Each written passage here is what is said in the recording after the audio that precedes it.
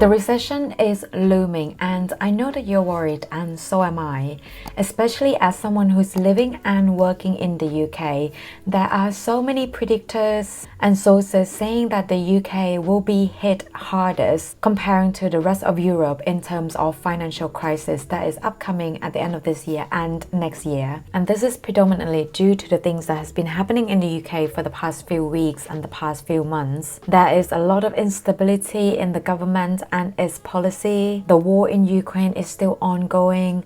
The energy prices has skyrocketed. The pound has dropped against the US, and honestly, as someone who's living in the country, guys, it's not looking good around here. I've seen a lot of videos on this topic, but most of the time I feel the advice or tips given on this kind of video is very generic.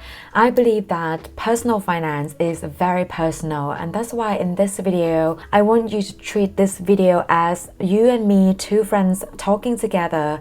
I'll be telling you what I am doing right now to level up my finances to prepare for the upcoming recession or financial crisis, in the hopes that this video can give you some ideas of how you can apply those tips to your own situation. I graduated university in 2009, and back then there was also a financial crisis. And I feel like back then I was so naive with the whole situation. So this kind of video is the exact video that I wish I watched back then in 2009. In terms of financial audit, because you're watching this video right now, I would assume that you've already been trying your best to cut down your expenses.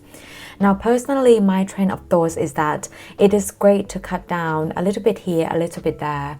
However, what I want to aim for personally is cutting down those big costs. Those are the main drivers of my monthly expenses. And most of the time, these will be the big three, which is housing, transport, and food.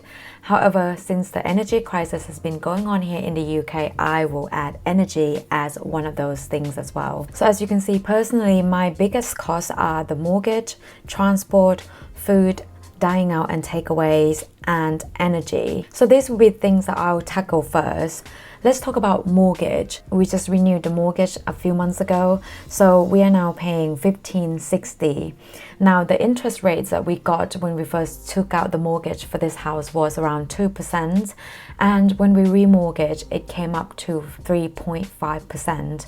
So that's an increase of around £190 a month. Now, if you don't know this already, you can remortgage 6 months before your mortgage term comes to an end, and you want to do this as soon as possible because we know that the interest rates will keep going up in the next couple of quarters. However, as much as I'm worried about homeowners with their mortgages, I'm also worried about renters, because as once a renter, I know that renters don't normally have much choices, especially if you live in London, because if you don't want to pay for your rent, then the landlords can find someone else to pay for it just like that. So if I was a renter right now, and if I've been a good tenant, I would definitely speak to the landlord and see if there's any possibility of extending the rent contract so you can fix on the monthly payment. Because when the mortgage for the landlord rises, there's a chance that the landlord might want to increase your rent.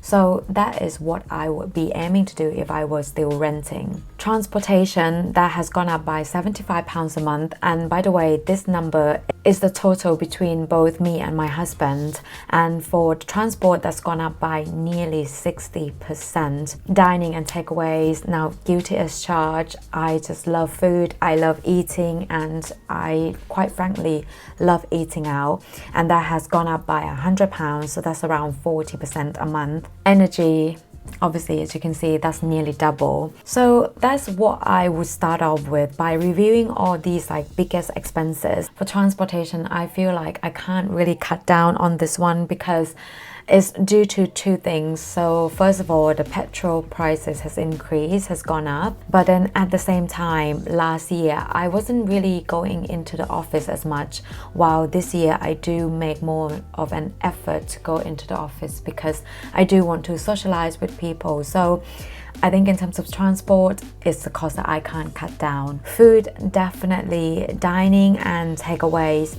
I ordered Indian takeaway yesterday and I got biryani and a curry and it was £20. Like honestly, I just feel like that is outrageous. So takeaway, one of my biggest costs, and is the cost that I can definitely tackle and cut down. So once I take out my big monthly costs, another thing I would do is I would go to the rest of the items that perhaps I might not be paying every single month.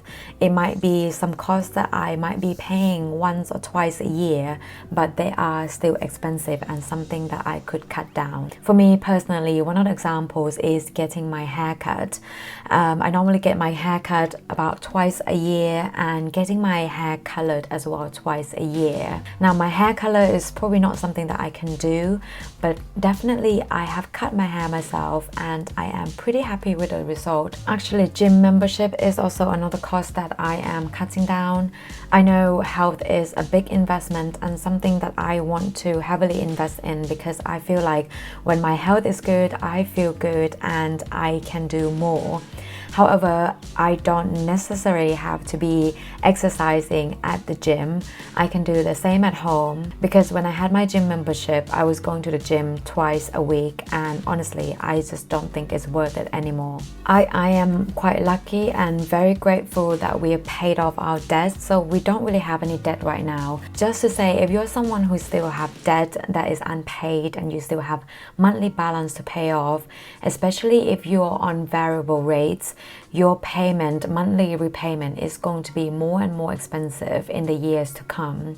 So what you might want to do is you might want to do a balance transfer to reduce the monthly payment and the interest rates on those loans. Another thing that I always remind myself, especially at the time of recession or financial crisis, is that it is important to remember that cash is king. And as you can see here on the spreadsheet, because numbers don't lie, the monthly cost between me and my husband has gone up by £520.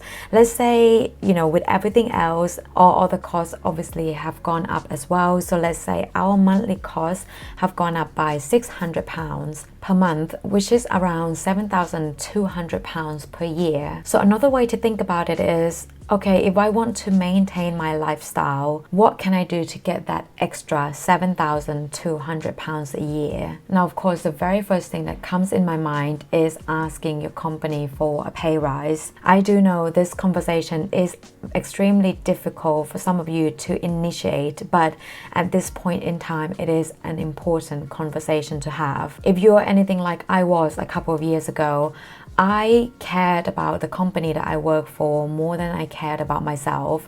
When there is time that the company is not doing well financially, I always thought to myself, how can I ask for a company for a pay rise when the company is not doing well, when the company is not generating profit? It's such a tough time for them. I can't really ask this of them right now. But let me tell you, you need to think about yourself. At times like this, you need to make sure that you're covered in terms of cash, income, and everything else so that you can safeguard yourself. And because cash is king, you want to make sure that you have a healthy cash balance saved up in case of emergency, for your emergency fund, specifically speaking, in case of redundancy. Because when shit hits the fan, believe me, companies will lay off people and they will not lose sleep over it. Just a few days ago, we saw Elon Musk laying off 50% of Twitter employees. So now 4,000 people are going to be unemployed. The general advice that everyone gives is to have around 3 to 6 months of emergency funds saved up. But I am not going to tell you the specific number because, again, like I said, it's personal finance. It will all depend on your personal circumstance, job security, what you do for work, and whether you have any dependent that is depending on you. But here's what I'm doing. As an accountant, I know that accountant job in itself is fairly recession proof, but then at the same time I also have other skills that I can monetize if things were to go wrong. I have video editing skill and I know how to run Google Ads. Video editing skills in particular, let me tell you, is highly demanded right now. So if you're thinking of building up another skill, I highly recommend video editing skill. It is so difficult finding a good quality video editor, so yeah, highly recommended. And that is the skill that I possess, so if things were to go wrong, I know I have a backup skills that I can make money from. And with this in mind, we normally on non-recession or non-financial crisis mode, we normally have around 1 month of emergency fund saved up, which I actually don't recommend that to a lot of people, but for us it works. But now at this point in time, we've saved up to around 3.5 months of emergency funds, and by the end of the year we are aiming to get to around 5 months of emergency fund that we can live off if one of us were to lose our job. Another thing that I'm doing, and I would highly recommend you to do, is to really stay put. I am someone who's moved around 15 times, I say at least, in my entire life. So I truly understand that moving or making changes, especially when it comes to relocation or buying a house or things like that, can be very costly. A couple of months ago, I was talking to my husband and we thought maybe it would be nice to move a little bit outside of London to commuter town so that we can have a little bit more space and a bit of a quieter life.